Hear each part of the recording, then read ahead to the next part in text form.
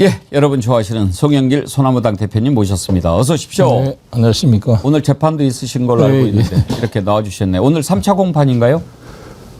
준비기를 거치고 오늘은 첫 검찰 측 증인신문입니다. 이 돈봉투 사건에 논란이 됐던 핵심 인물 이정근 전 민주당 전 사무부총장을 검찰에서 증인 신청을 했어요. 왜냐하면 1심에서 돈봉투 사건을 무죄 판결을 한 것에 대해서 검사가 항소를 했기 때문에 자기들을 그러니까 이정근이 검찰 편에 있다는 것을 확인하기 위해서 증인 신청한 거죠. 그런데 지난번에도 안 나와서 이제 오늘 다시 기일을 잡았는데 오늘 나올지 안 나올지 모르겠습니다. 근데 그동안의 재판 과정 보면 이미 다 드러났는데 아닌 걸로. 네. 그러면 검찰이 공소 취소해야 되는 사건 아닙니까? 검사가 그럴 리가 있어요. 끝까지 항소하고 상고하고 싸우겠죠. 재판을 앞두고 계신 분이라 법원 이야기 여쭤보기가 좀 죄송한데 법원 심기를 건드려서 좋을 거는 없잖아요. 뭐 우리 재판부는 존경하는 거죠. 근데 지금 조희대 대법원장 물러나라고 이제 계속 지금 민주당이 공세를 펴고 있지 않습니까? 네. 대통령실도 뭐 나중에 해명하기는 했지만 공감을 하는 것 같고 김민수 국무총리도 그렇고. 근데 조희대 대법원장 그 동안에 이렇게 했던 거 보면 사실 이제는 더 이상 있으면 안 되는 거 아닌가 그런 생각이 드는데 어떻게 생각하세요? 그 법원 판사들 내부에서 의견을 모아야 되지 않을까요? 그래서 사법부 전체를 위해서 아마 내부에서 결단을 하는 분위기가 만들어질 수밖에 없을 것이다. 그리고 어제 부승찬 의원하고 서영교 의원이 제기한 것처럼 4월 4일 헌재 판결이 끝나고 전반적으로 그때 떠도는 이야기가 이제 탄핵 인용됐으니까 이재명 날리자 이런 분위기가 만들어졌잖아요. 그런 것에 부응한 듯한 4월 3일 이후에 4월 7일 날 정심 때 이 네 사람이 만났다는 주장 아닙니까? 조희대와 한덕수, 뭐 충식하고 정상명인가요? 이게 사실이라면 이거 심각한 일이잖아요. 그런데 왜 대법원이 즉각적으로 이것을 부인하는 걸 발표를 하지 않을까요? 그냥 대답도 안 하고 대법원장 출근하는 거 기자들 취재도 못하게 막았다는 것이 잘 이해가 안 됩니다. 저는 대법원장은 우리나라 법질서의 최고 상징적 인물인데 그 내란 사태에 대해서도 아무런 입장을 밝히지가 않고 서부지방법원이 그렇게 불타고 막 폭력적으로 이게 난입이 됐는데도 천대엽 행정처장만 보내고 본인 대법원장이 그 현장에 나와보지도 않고 아무런 언급도 없어요. 그러니까 이렇게 헌법 수호 의지가 박약한 분이 선거법 그거 대통령 후보로서 지지율 1인 후보를 그렇게 법률적으로 그게 무슨 대역죄라고 유무죄가 다투는 거를 그걸 파기환송을 항소심 무죄난 거를 파기환송을 대선 앞두고 했다는 건 누가 봐도 이거는 대법원이 정치판에 끼어든 일이잖아요. 그렇죠. 자초한 일이라고 저희들이.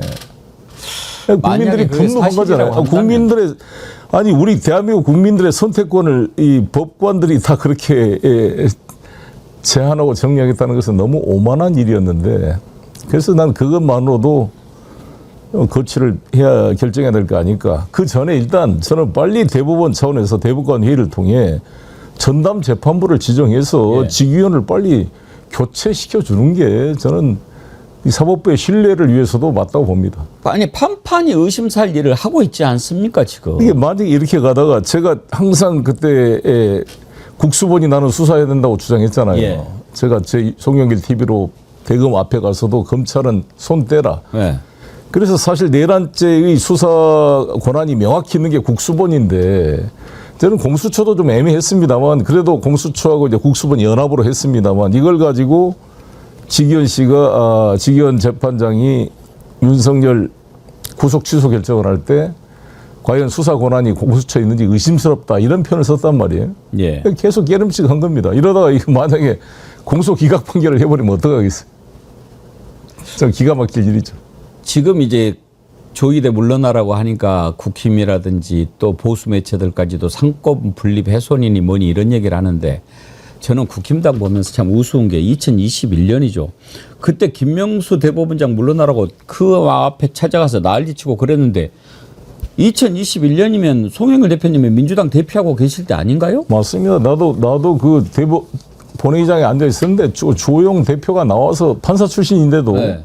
노골적으로 김명수를 매도하기래. 그래 놓고 야, 같은 또래고 그러니까 김명수 씨가 57년생일 거야. 뭐 김명수 대법관이. 그러니까 뭐 주호영 의원과 같은 또래인가 너무 대법원장을 폄하해야 하는 말을 하기래 좀 심하다 그랬는데 사실 여러분 김명수 대법원장이 왜 물러나 논란이 됐냐면은 그 임성근인가요? 그 판사가 산케이 신문에 가스 다뤄야인가? 그 사람이 그 세월호 7시간 때 박근혜 대통령이 뭐 했냐를 가지고 뭘 썼어요. 예. 그걸 가지고 박근혜 대통령 명예훼손이라고 기소가 됐는데 그 판결문을 수정하고 간섭을 했다는 겁니다. 이 대법원 행정처에 있는 이 임성근 판사가. 예. 그래서 이것은 직권남용죄로 기소가 됐고 근데 법원에서는 법원 행정처 직원이 재판을 다루는 재판장의 직무를 감독할 권한이 없으므로 권한도 없으니까 권한 남용도 없다 그래서 궤변으로 무죄를 됐지만 헌법위반의 소지가 있다고 1심 법원이 지적한 겁니다. 그래서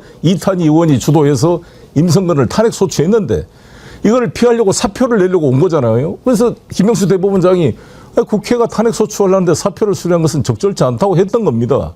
근데 이걸 이자가 몰래 녹음을 해가지고 이걸 풀어내면서 김명수 대법원장이 거짓말을 했다. 김명수 대법원장이 이걸 어떻게 또 공개적으로 했겠어요. 근데 이 사실 하나 가지고 대법원장 물러나라고 보수 언론 사설 뭐 이준석, 주호영 모든 사람들이 떠들었습니다. 이 내란 범죄하고 같습니까? 내란범을 옹호하고 사실상 방조하고 국민의 선택권을 사법적인 권력으로 이걸 박탈하려고 했던 이런 시도하는 비교가 안 되는 일입니다. 그 김명수 대법원장이 소심한 분이잖아요. 그 임성근 이거 분명히 잘못했잖아요. 재판에 개입한 거. 본래 우리 일반 공무원도 징계하려면 사표 안 받는 것처럼 국회가 탄핵하려고 그러는데 심판을 받아봐라 하는 게 뭐 잘못입니까? 그게 외압을 막아주지 않았다? 이게 무슨 법원이 자기들 패거리입니까? 헌법 속에 있는 조직인데. 그래서 저는 김명수 대법원장의 문제와 지금 조희대의 건은 비교가 안 되는 사안이다 이렇게 봅니다. 예. 그래 놓고 이제 와서 뭐가 어쩌고 저쩌고 하는데 정말 국힘당은요. 근데 옛날 이야기 나온 김에 한 가지만 좀 더 생각해 봅시다. 저는 어제 곽규택이 얘기하는 것 보고 정말 충격을 많이 받았는데 박지원 의원한테 사모님은 그러면은 뭐 하세요? 지금 그랬잖아요. 그럼 이제 박지원 의원이 사별한 것을 모르고 그렇게 했다면 돌아가셨다. 그렇게 이야기하면 곧바로 아이고 죄송합니다. 이렇게 해야죠. 인간이라면. 근데 거기다 대고 그렇죠. 뭐 이렇게 이야기하고 송원석이는 만약에 노상훈 수첩대로 됐으면 이재명 대통령이나 나청청래도 이 세상 사람 아니었을 것이다라고 하는데 제발 그리 됐으면 좋았을 텐데 이 정치나 아무리 이런 거를 떠나서 인간적으로 이거는 사람이 할 수 없는 짓인데 언제부터 이렇게 됐다고 보십니까? 윤석열 때 완전히 더 이렇게 노골화된 거죠 이제. 왜 이렇게 야만의 됐을까요? 시대로 간 거죠. 왜 이렇게 야만의 시대가 됐을까요? 그러게요. 아무튼 뭐 어느 한쪽만을 일방적으로 하기는 어렵습니다만 이런 그 세력들이 한 번도 제대로 청산이 안 되고 계속 애매하게 타협되어 온 결과가 이렇게 악화된 게 아닌가 생각이 듭니다. 우리 일제잔재 때부터 시작해서 전두환 노태우에 이르기까지 지금까지 조현천 그 기무사부터 그래서 이번에 내란 범죄만큼은 이런 타협 없이 확실하게 좀 법의 심판을 받을 수 있도록 최선을 다해야 되는 게 아닌가 생각합니다. 네. 아이고 참 진짜. 지금도 아무튼 뭐 내란 상태가 지속되고 있는 거죠. 그리고 사실 이 송원석이 저런 말은 정말 제명시켜야 될 사안이고 나중에 정당 해산 청구에 중요한 자료가 되지 않을까 싶습니다. 어제 오죽하면 박균택 의원이 인간이 되라고 막 이렇게 호통을 치던데 박균택 의원이 평소에 점잖으신 분이잖아요. 대동고등학교 선배죠. 후배죠. 저의 후배죠. 그러니까 네, 아니 네, 제가 선배죠. 네, 송영길 대표님이 선배죠. 아주 대동고가 훌륭한 데인 것 같아. 근데 거기에다 대고 곽규택이 또 박균택 의원보다 검사 후배일 거 아닙니까? 한참 후배일 근데 겁니다. 그렇게 이야기했는데 거기다 대고 또 박균택 그러더라고. 네. 이 인간이 아닌 놈이죠. 네. 네 가지가 없죠. 아이고 참 너무 속상한데요. 오늘 그걸 좀 여쭤보려고 그래요. 사실 이제 우리 송영길 대표님은 국내도 그렇지만 또 국제 분야 외교 이쪽에 또 전문가시잖아요. 외교통일위원장도 하셨죠? 네. 아니 이번에 그 미국에서 당한 그거는 제가 아무리 사귀려고 해도 안 사겨지고 네. 우리는 일제 시대를 경험을 안 해봤잖아요. 네. 그런데 지금 트럼프 하는 거 보면은 일제 시대 우리 선조들이 당했던 막 그런 느낌이 막 들고 그럴 정도로 막 열불이 나는데 트럼프 이자가 무릎 꿇고 사죄하지 않으면 안 풀릴 것 같아요. 지금 국민들의 분노가 보통이 아닌 것 같지 않습니까? 맞습니다. 이거 어떻게 해야 될까요? 일단 트럼프도 자기가 잘못을 한 것을 아마 인식한 것 같아요. 예. 다시 돌아와서 좀 교육을 시켜달라 이렇게 좀 사정하고 있는 모습을 보이고 있고 예. 국무부 부장관이 유감 표명을 하긴 했습니다. 근데 지금 엎지는 물이 됐는데 이 국민들의 마음을 달래기가 어렵고 또 이것뿐만 아니라 현재 그 3,500억 달러 투자 강요가 지금 계속되고 있고 지금 25% 관세를 인질로 삼아서 우리 현대차 기아차에 지금 매달 8천억씩 이 부담을 안기면서 이렇게 압박을 하고 있는 거잖아요. 그래서 그 하워드 러트닉이란 사람이 이렇게 떠드는 거 보면 정말 일제 대한제국 말기에 무슨 막 광산 채굴권, 뭐 철도 부설권 가지고 우리 대한제국을 압박하던 그런 열강들의 모습이 다시 떠올려지기도 합니다. 근데 지금 보면은 할당량을 정해놓고 막 단속을 하는 것 네. 같아요. 네. 이번에도 우리가 거기에 걸려든 것 같은데 그래도 어느 정도 해야지 우리나라를 우방이라고 하고 동맹이라고 하는데 그렇게 해서야 되겠습니까? 더군다나 쇠사슬까지 이렇게 채워서 끌고 가면서 그걸 또 영상을 공개하고 그렇게 하는 거 우리 국민 적어도 우리 국민들이 자존심에 상처를 입었을 거 이 부분에 대해서는 좀 치유가 돼야 안 되겠습니까? 그렇죠. 그래서 저는 이거 같은 경우는 좀 거기 조지아주의 상원 의원 그 같은 분들의 역할이 중요한데 너무 좀 실망스럽더라고요. 둘 다 민주당이거든요. 예. 하나는 흑인이고 하나는 오쇼프라고 최연소 38살짜리 최연소 상원 의원이 됐어요. 이번에 둘 다 민주당이고 자기들이 바이든 시대 때 그 현다 메타 플랜트 이것을 유치해서 자기 업적으로 지금 자랑하고 있는 거거든요. 근데 그러니까 이번에 바비 카터라는 이 지금 공화당 연방 하원 의원이 있어요. 이 친구가 2020년도에 상원에 지금 도전하려고 합니다. 네.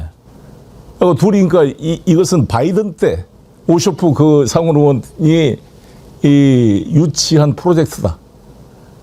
그래서 뭔가 이 정치적으로 접근해요. 트럼프 대통령도 그 말할 때 보니까 바이든 때 허용됐던 이 불법적 이민자의 문제를 바로잡고 있는 것이다. 이렇게 식으로 표현을 했어요. 그러니까 이게 뭐든지 미국이든 우리나라든 국가의 전체 이익을 생각이 아니라 자신들의 정파적 이익으로 국가 이익을 망가뜨리고 있는 대표적인 케이스다. 이거는 공화당이든 민주당이든 자기가 살고 있는 조지아주의 양질의 일자리를 제공해 주기 위해서 지금 공장을 건설하고 있는데 공장 건설 단계에서부터 왜 미국인을 쓰지 않냐고 하면 이게 마치 지금 팥죽이 끓지도 않는데 빨리 팥죽 내놓으라고 다그친 거가 다른 바 없잖아요. 그러니까 어떻게 공장 건설할 능력이 안 되는데 그쪽 노동자들은 그럼 그걸 교육시켜서 지어라 그러면 트럼프 임기 다 끝나죠. 그러니까 트럼프 대통령이나 행정부 애들이 잘못하고 있는 게 자신들 임기 내에 성과를 내려면 우리한테 전적으로 의존해서 프로젝트부터 시작해서 주도권을 줘야 우리가 만들어내서 실질적으로 경쟁력 있는 상품을 만들고 공장을 건설한 다음에 미국인 노동자들을 고용할 거 아닙니까? 이런 바보들이 어디가 있어요? 공장 짓지도 않았는데 자기 노동자 안 쓴다고 쫓아내는 이런 바보들이 어디가 있습니까? 우리가 그런데 가갖고 어떻게 투자를 하겠습니까? 그러니까 이게 황당한 일이죠. 그리고 저는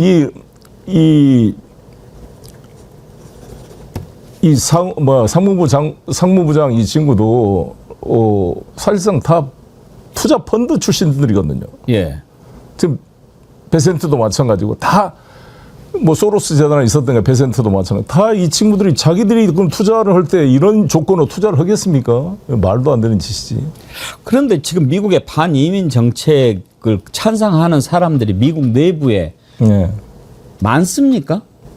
마가 그룹들이 그렇게 하는 거죠. 마가. 그러니까 그 그룹은 그런데 네. 지금 전체적인 포션으로 봤을 때 과반이 넘습니까?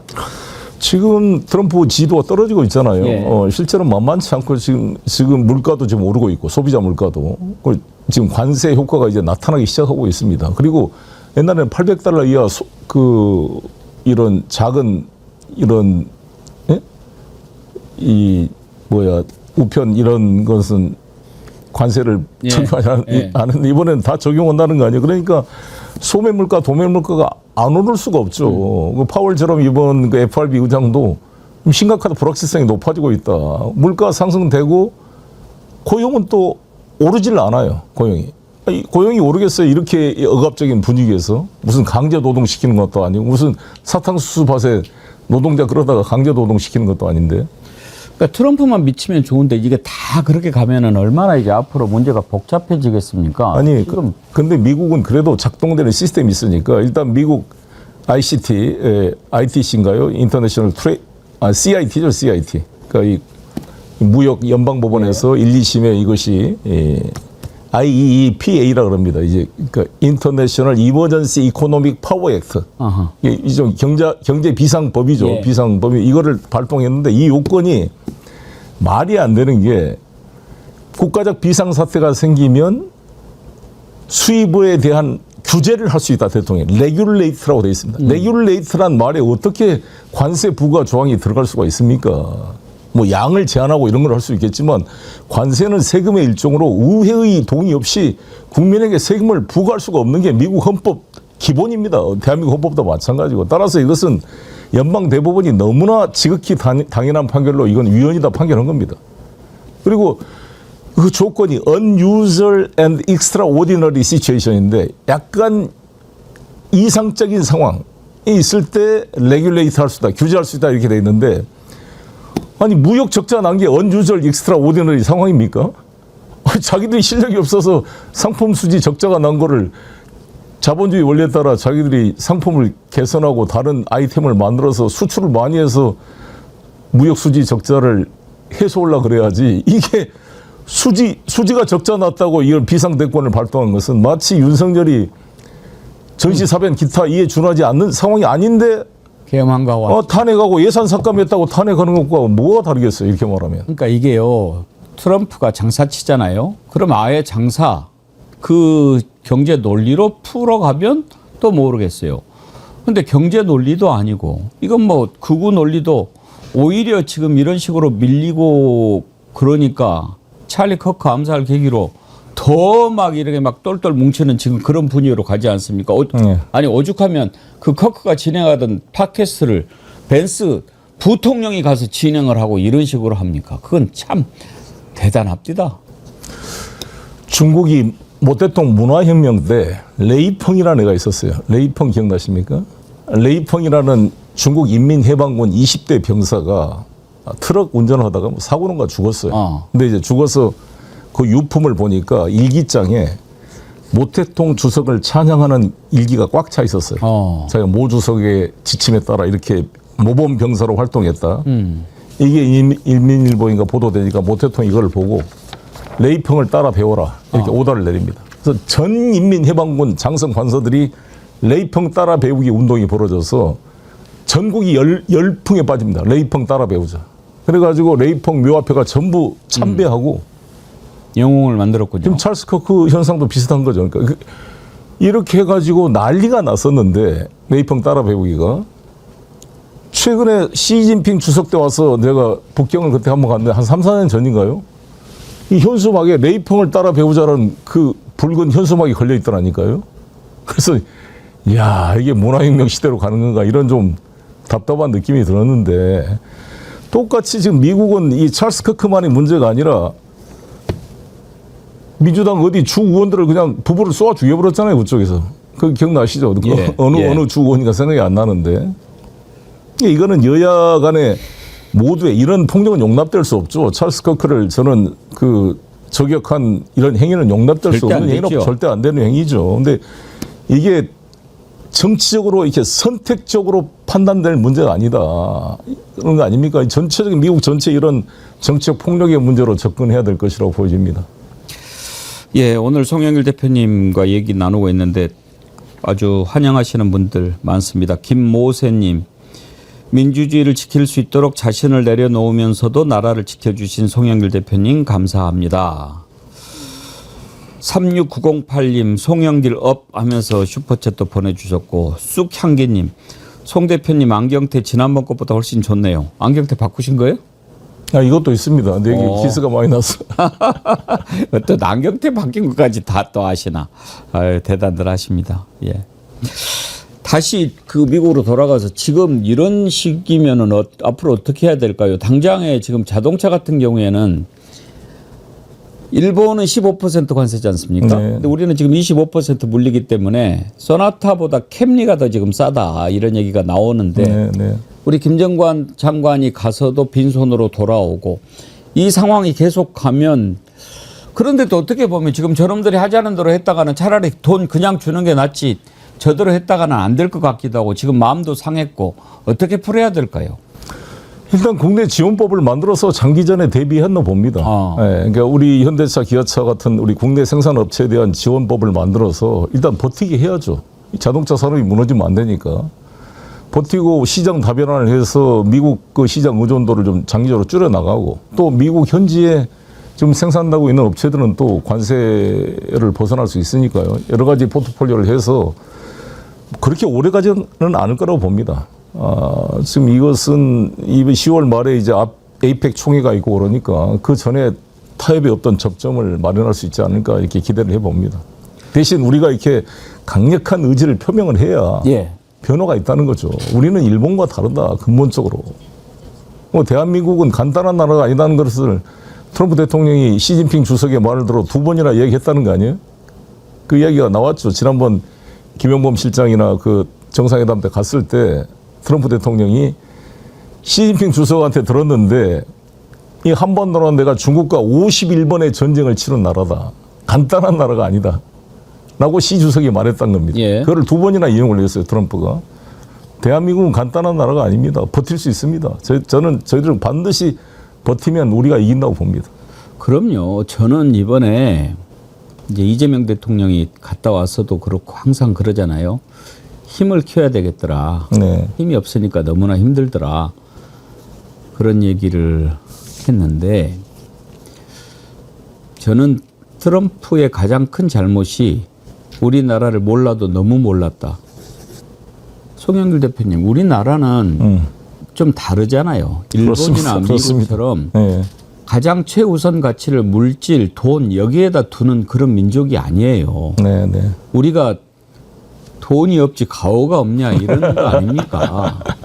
어? 그러니까 너 빰 한 대 맞고 100만 원 받을래? 그렇지 않잖아요, 우리는. 그런데 지금 이게 뭡니까? 그래서 그런 우리 민족 정서를 일도 모르면서 했던 것에 대해서 트럼프는 정말 잘못한 거고, 지금 조지아주에서 구금됐다가 돌아온 사람들이 소송으로 억울함을 풀고 싶다 이렇게 지금 얘기를 하거든요. 네. 소송해야 되지 않을까요? 이번에 보니까요, 다른 사례에서 막 부당하게 이렇게 해가지고 소송해가지고 이민 당국이 거액의 배상금을 물어준 일도 있고 그러더라고요. 예, 뭐 당연히 법률적으로 검토할 게 많은 것 같고, 137명 중에 한 분은 영주권도 있고 완벽한 비자가 있는 분도 이렇게 8일 동안 같이 불법 감금됐잖아요. 예. 이 사람은 소송은 100% 이길 것 같고, 예. 뭐 나머지 이것이 이제 시빌 프로시저, 그러니까 ICE 이민 그 관세 당국의 뭐 행정 절차이기 때문에 크리미널로 형법이나 이런 게 적용이 안 된 것이다 그래가지고 소위 말하는 미란다 원칙도 다 적용하지 않고 그냥 예. 마구잡이로 체포해 간 거잖아요. 나는 인신을 체포하는 게 어떻게 형사 절차가 적용이 안 되는가에 대해서 이해가 안 되고, 그래서 저도 미국 변호사들하고 좀 상의를 해보고 있습니다. 어떤 식으로 접근해야 될지 법률적으로 저도 고민을 해보고 있습니다. 하여튼 이렇게 좀 막힌 것 일단 뭐든지 감정이 먼저 좀 풀려야 뭔 일을 할 거 아닙니까? 그런데 이런 상황에서 만약에 가서 뭐 저는 이번에 김정관 장관 협상 안 하고 돌아온 거 저는 잘했다고 생각해요. 아, 뭐 그런 놈들하고 뭐 어떻게 이야기를 합니까?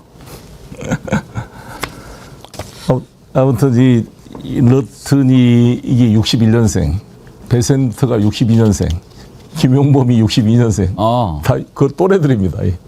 이 소위 386, 이 미국 386과 한국 386의 싸움인데 누가 논리적으로 맞는지 한번 저는 붙어볼 만하다고 봅니다. 그리고 미국이 세계를 주도한 것은 그래도 한밀성이 있었잖아요. 왜 소련이 망하고 미국이 세계를 주도하는가? 소련은 보편적 가치에 대한 어떤 공감대가 약했잖아요. 미국이 군사력만 가지고 세계를 지배할 수가 없습니다. 로마가 천년 제국을 유지했던 것은 로마법이 있었기 때문에 그 로마법에 대한 신뢰. 속국이 된 나라도 로마법에 따라 평등하게 취급되고 로마 시민이 될 수 있는 길이 열려있고 그렇기 때문에 천년의 제국이 유지된 겁니다. 미국이란 이 제국이 세계를 유지하려면 자기들이 만든 법이 공평하게 적용돼야죠. 그리고 상대방이 납득할 수 있어야지. 이렇게 벌거벗은 야만의 폭력으로 이 바바리안들처럼 이렇게 하게 되면 어떻게 이 제국이 유지가 되겠습니까? 이건 미국 자신의 나라의 이익을 위해서도 잘못된 정책이다. 저는 트럼프가 깨달을 수밖에 없는 게 경제 지표가 나타날 겁니다. 예. 곧 그리고 내년 11월 3일 날 중간 선거가 있습니다. 지금 미국이 압도적으로 다수가 아니에요. 공화당이 한 7명쯤 되는가요? 435명 하원 의원과 33명의 상원 의원을 내년 11월 3일 날 선출하는데 지금 민주당이 헤매고 있기는 하지만 이렇게 경제 상황이 안 좋아지면 내년 중간 선거에 공화당이 이기라는 법이 없습니다. 그럼 바로 제동이 걸리는 거죠. 저는 뭐 이미 공화당을 떠나서 미국이라고 하는 나라 자체가 몰락의 길로 접어들었다고 생각을 하고 있습니다. 어떤 이런 표현을 쓰더라고요. 우아한 위선의 시대가 끝나고 정직한 야만의 시대가 왔다. 멋있는 말 같아. 까놓고 하자는 겁니까? 그러니까 이 바이든, 이 오바마 같은 민주당 정부는 우아한 우아했죠. 위선의 시대였어요. 예. 다 미국 이익 챙기고 전쟁을 건 다 하고 무기 팔아먹을 건 다 팔아먹으면서 뭐 민주주의 인권 고아한 이상을 떠들었잖아요. 조 바이든, 오바마 전부 다 우크라이나 그 전쟁터로 만들어버리고 말이죠. 그러니까 트럼프는 차라리 이게 솔직했어요. 그래서 저는 트럼프가 되길 바랬어요. 사실 저로서는. 이 트럼프를 통해서 이 북미 간의 이 어떤 평화의 돌파구를 뚫어보자.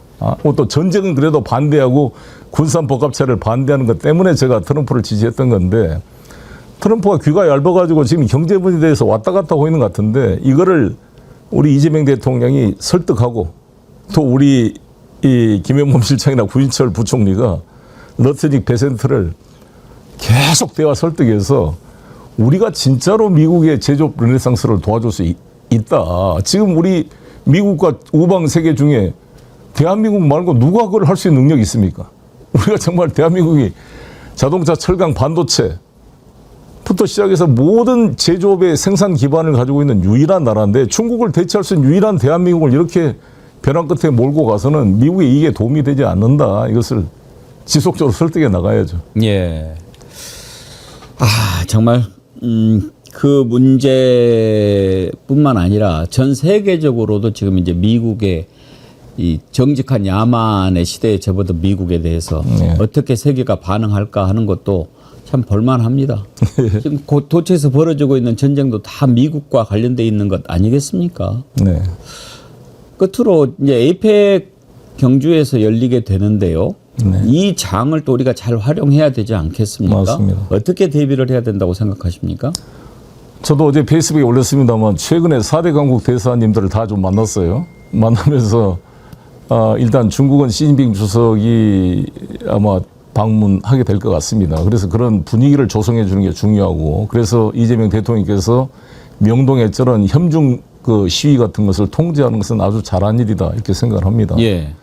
그리고 러시아도 대표단이 옵니다. 물론 푸틴이 오지는 않지만 러시아 정부 대표단이 에이펙 총회에 참석할 것입니다. 그걸 계기로 저는 러시아의 관계를 좀 복원시켰으면 좋겠다. 너무 러시아 특사도 아직 임명하지 않고 러시아가 지금 방치돼 있잖아요. 미국 눈치 보면서. 근데 그럴 필요가 없다. 이제 한미 정상회담도 끝났으니까. 그리고 이제 트럼프 대통령 오고 그러면 거기서 뭔가 좀 분위기를 만들어 볼 수 있고 이번에 이제 10월 4일 날인가요? 이제 일본 총리 선거가 예. 있을 텐데 과연 사나이하고 고이즈미 우리는 좀 고이즈미가 되기를 차라리 바라는 면이 있습니다만 뭐 누가 되든지 제2의 아베가 되는 것은 좀 걱정이 많이 있습니다. 그러나 어떤 4강 외교를 한번 제대로 해볼 수 있는 소중한 기회니까 저는 우리가 대한민국이 가지고 있는 민주주의 회복력 이것을 가지고 이끌고 나가야 되는 게 아닌가 생각합니다. 그래도 정말 그 에이펙 우리가 중요한 대회 치르는데 일단 트럼프, 시진핑 이런 미중 정상이 참석한다면은 상당히 중요한 외교 무대 안 되겠습니까? 그렇습니다. 예. 두 사람 다 올까요? 현재까지는 올 걸로 보여집니다. 예. 이제 좋기로는 그 전에 이 우리 한미 간의 관세 협정이 좀 타결됐으면 하는 바람을 가지고 있습니다. 예, 알겠습니다. 우리 송영길 대표님 보시면 뭐 국내외적으로 이렇게 다 막힘이 없고 아주 들을 때마다 공부가 되고 참 좋습니다. 오늘 재판도 좀 예, 빨리 재판 받으러 가야 될 것 같습니다. 예, 나와주셔서 고맙습니다. 예, 감사합니다. 예. 고맙습니다. 송영길 선한무당 대표님 만나서 얘기 나눠봤습니다. 우리 이병철 변호사님은 이제 경제 문제 쪽 또 국제 문제 이런 것에도 아주 해박하시니까 오시면 좀 그 문제 여쭤보고 싶은데 생각하면 생각할수록 트럼프가 했던 것 참 기분 더럽거든요. 그렇죠. 지금 트럼프가 우리 국민들한테 무릎 꿇고 사죄해도 봐줄까 말까 하는 그런 심정인데 정식 사과 한마디 하지 않습니다. 이렇게 갔을 때 한미 관계 어떻게 될 것 같습니까? 그렇지만 뭐 한미 관계의 큰 틀을 우리가 흔들 수 있을 만큼의 그런 강력한 힘이 국가가 있냐? 아니니까 국제 관계는 뭐 다 뭐 파워죠. 그래서 제가 몇 달 전부터 트럼프의 이 지금 전 세계에 대한 이거는 보호무역주의라는 표현으로는 이건 부족하다. 설명이 안 된다. 이것은 마르크스 레닌주의의 제국주의론을 들고 와야 된다. 레닌이 그 1차 세계대전 이게 제국주의 국가들의 식민지 침탈 전쟁이다. 라고 했던 그 제국주의. 여기에 저는 깡패 제국주의다. 이렇게 자기 멋대로 하는 제국주의는 없었다. 오늘 이렇게 뉴스 보니까 우리 조현 외교부 장관이 중국 그 왕이 외교부 장관하고 회담한 게 나오더라고요. 그 왕이 외교부 장관의 표현도 완곡하게 미국이라는 표현은 안 썼지만 일방의 보호무역주의에 대해서 우리가 자유무역주의 정신으로 막아야 된다 이렇게 표현을 했거든요. 그럼 굉장히 완곡하게 한 거죠. 저는 이것은 제국주의적인 거의 뭐 깡패라고 보고 특히 이제 그게 돈을 뜯어내기 위한 목적으로 그거를 빨리 사인을 안 해주니까 자기들을 도와주고 기술을 가르쳐주는 현대 그 LG 조지아 우리 근로자들을 딱 겨냥해가지고 대한민국을 딱 겨냥해서 그 엄청난 인권 탄압 뭐 무슨 강제 수용소보다 못한 그건 정말 있을 수 없는 것이지만 지금 트럼프는 리더십이 그런 거죠. 근데 우리 이병철 변호사님이 이번에 미국이 뒤통수를 칠 거다라고 진작에 예견을 하셨다고. 몇 달 전부터 제가 그랬죠. 어떤 점에서 현찰을 꽂아라고 할 것이다. 아하. 그리고 빚을 갚겠다라고 할 거다. 예. 그건 1월 달에 이제 미국 언론에서는 보도가 많이 됐는데 그 트럼프의 가장 핵심적인 경제 참모가 미란이라는 사람이에요. 미란. 예, 또 발음은 또 어떤 경우는 뭐 마이런이라고 이제 하기도 한데 MIRAN 미란 이분이 만든 그 경제 전략 보고서가 있습니다. 그게 이제 미국 언론은 보도가 많이 됐고 그 보고서에 있는 거의 대부분이 다 현재 집행되고 있는 거거든요. 그리고 이 미란에 대해서 얼마나 의지를 많이 하느냐 하면 미 연준이 지금 파월 의장이 말을 잘 안 듣는단 말이에요. 오늘 금리를 조금 낮췄는데 이제 미란을 파월 의장 옆에 이사로 꽂았어요. 예. 2주 전에. 그리고 말 안 듣는 흑인 그 여성 이사 쿡이라는 흑인 이사는 예. 또 강제 해임시켜버리고 근데 이것도 이분이 소송 내가지고 이제 우리로 하면 가처분이죠. 미국 판사가 해임은 잘못됐다 해서 또 트럼프를 또 꾸짖었죠. 예. 예. 그래서 이제 이 미란이라는 사람이 핵심인데 여기에 보면 근본적으로 미국이 지금 전 세계에 뿌린 그 달러 말고 미 재무성 국채, 우리가 외환 보유고가 4,100억 불 정도라고 하잖아요.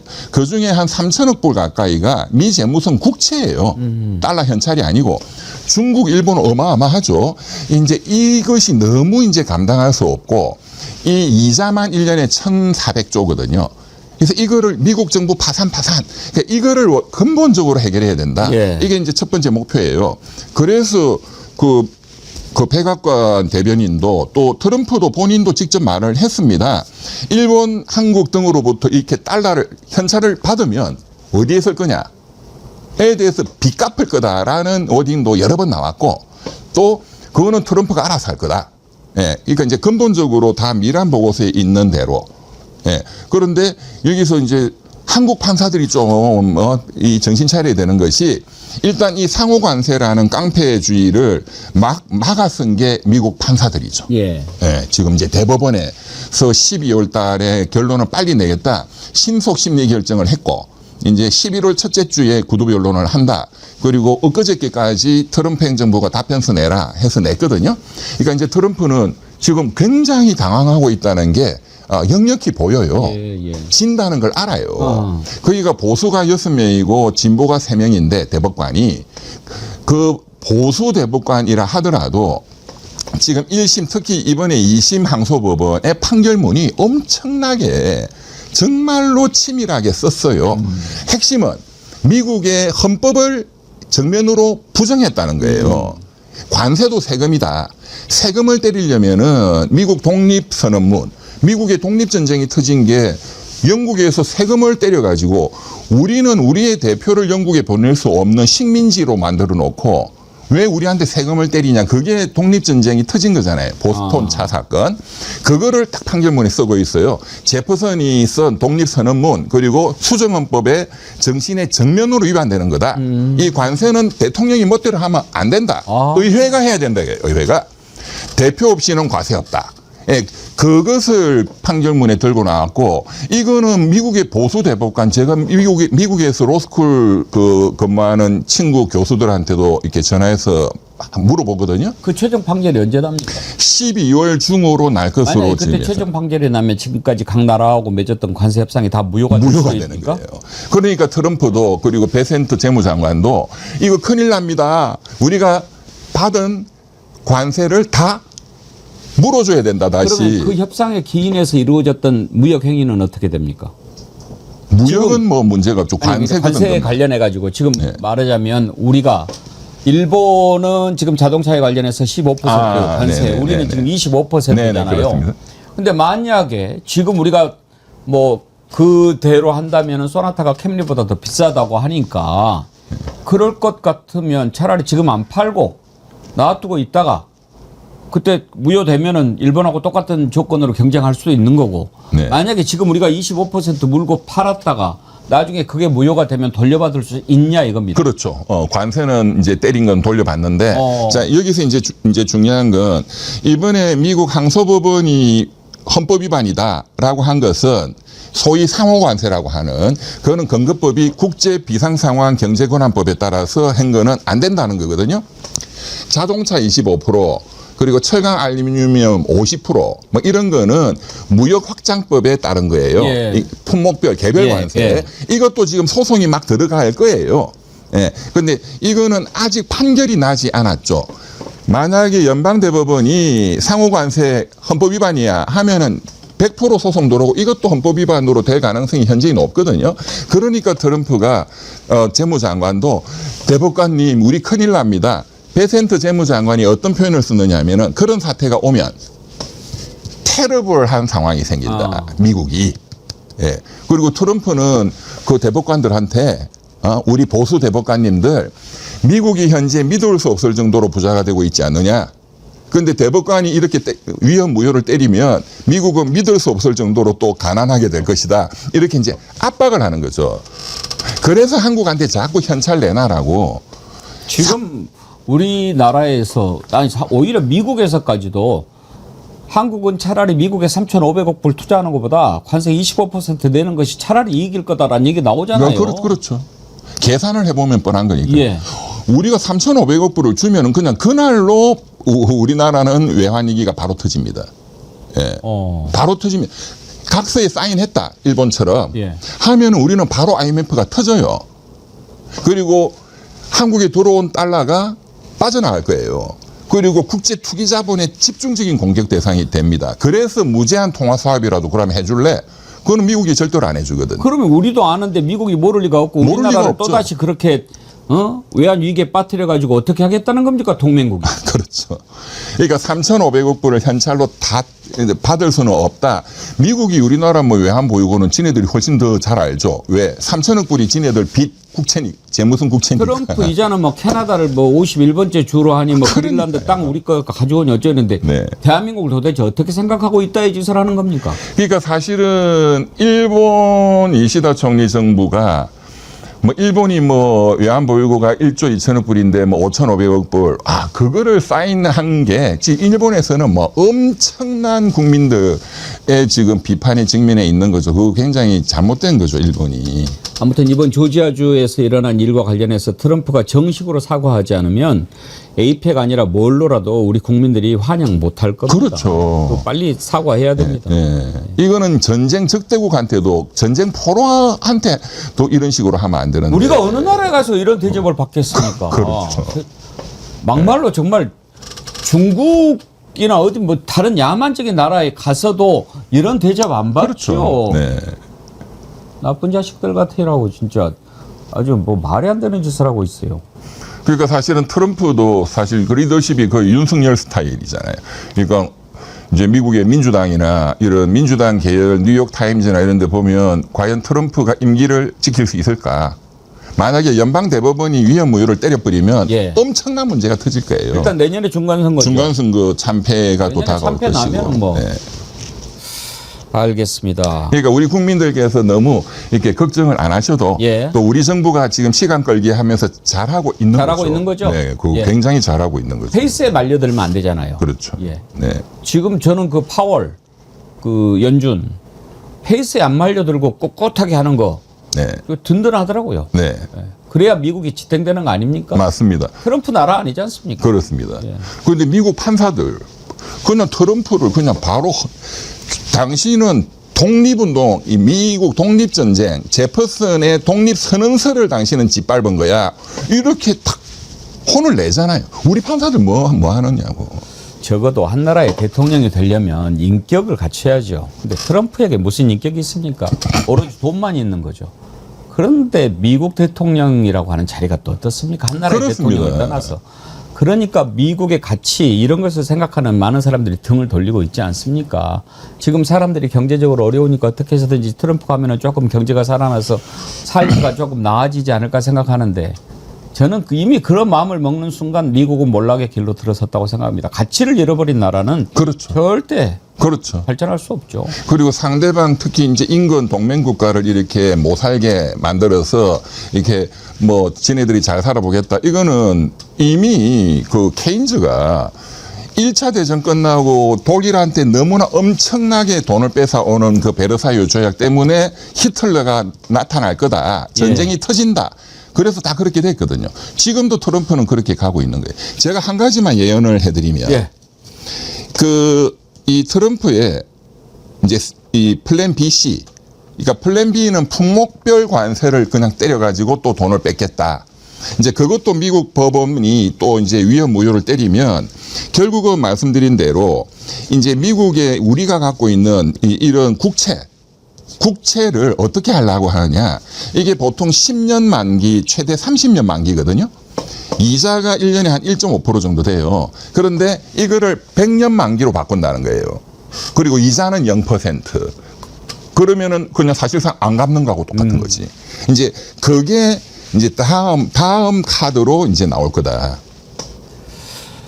오늘 이병철 변호사님 모시고 아주 궁금한 것들 많이 여쭤보고 그랬는데 혹시 이병철 변호사님 삼성전자 주식 갖고 계세요? 저는 없습니다. 8만 원 돌파했네요.